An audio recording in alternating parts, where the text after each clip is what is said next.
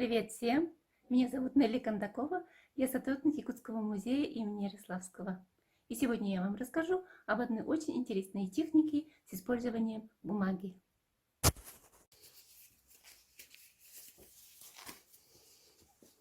У меня в руках перед вами удивительной красоты вещь. Это лаковая миниатюра «Палехская шкатулка». Глядя на эти четко очерченные линии, растительный, прекрасно золотистый узор, сюжетную картинку, нанесенную на крышку, трудно поверить, что эта шкатулка была сделана из бумаги в технике папье-маше. И сегодня я вам расскажу немного об этой технике и немножко покажу.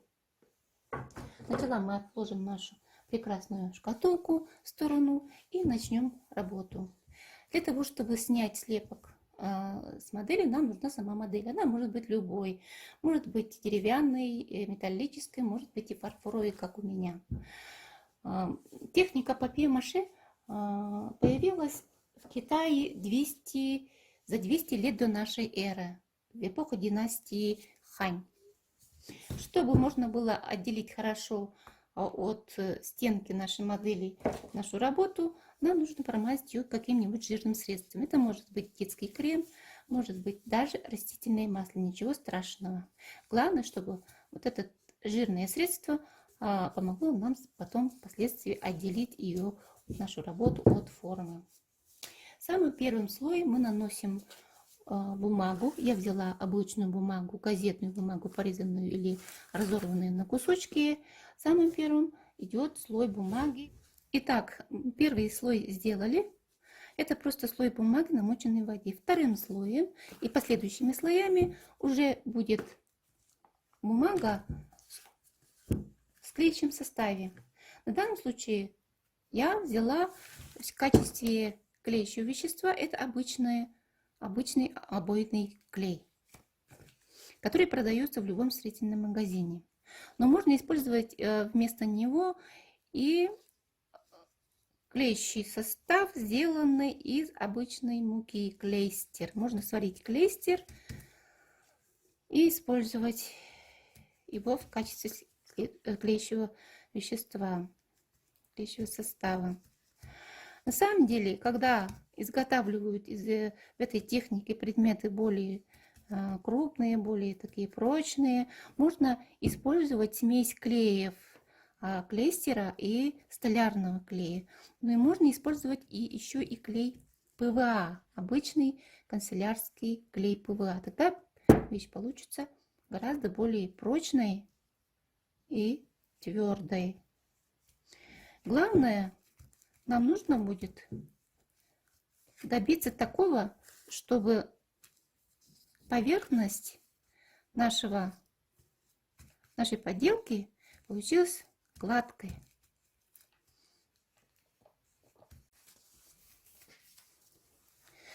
Итак, мы проклеили его несколько раз, несколько слоев, но главное, чтобы каждый слой был приглажен, чтобы поверхность у нас получилась очень гладкой, чтобы не было видно никаких бугрей, не было никаких ямочек, каких-то впадин и так далее.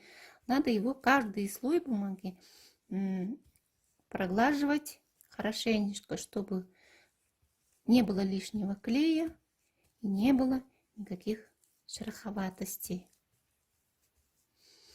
Потом эту форму мы оставляем его где-то примерно на сутки. Через сутки наша форма подсохнет.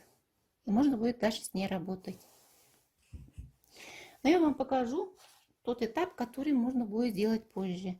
Когда мы снимаем вот эту форму, получается вот такой вот слепок. Видите, как хорошо он отделился, он даже нигде не прилип, он даже не поломался. И чтобы края были ровные, вот эти края можно будет просто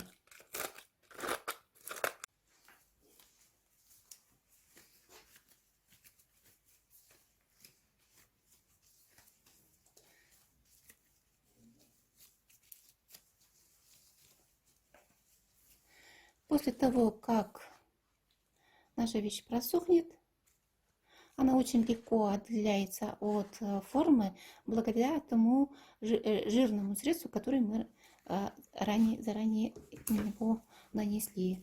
Вот эти вот внешние края, которые нам кажутся лишними, очень легко можно их обрезать и удалить, чтобы у нас края были красивые и придать форму такую, какую мы хотим. Перед тем, как наносить рисунок или клеить что-нибудь на него, нужно нанести грунт. Но в данном случае грунтом у нас может служить любая краска акриловая, не акриловая, а водно-дисперсионная, ну, какая-нибудь там, любая белая краска, даже грунт. И вот на таком однородном грунте можно будет уже впоследствии рисовать все, что угодно. Можно рисовать любой краской, гуашью, маслом, темпера и всем чем угодно. Любая краска подходит. А потом, после того, как просохнет красочный слой,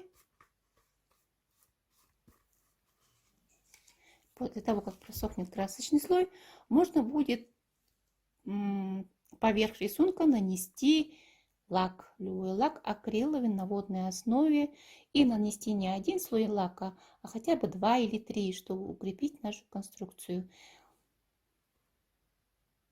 Вот очень такая техника папье-маше очень хорошо подходит для работы с детьми. Она учит терпению, усидчивости, внимательности. Ну и, конечно, прививает хороший художественный вкус. Ну, на этом все. До встречи. До свидания.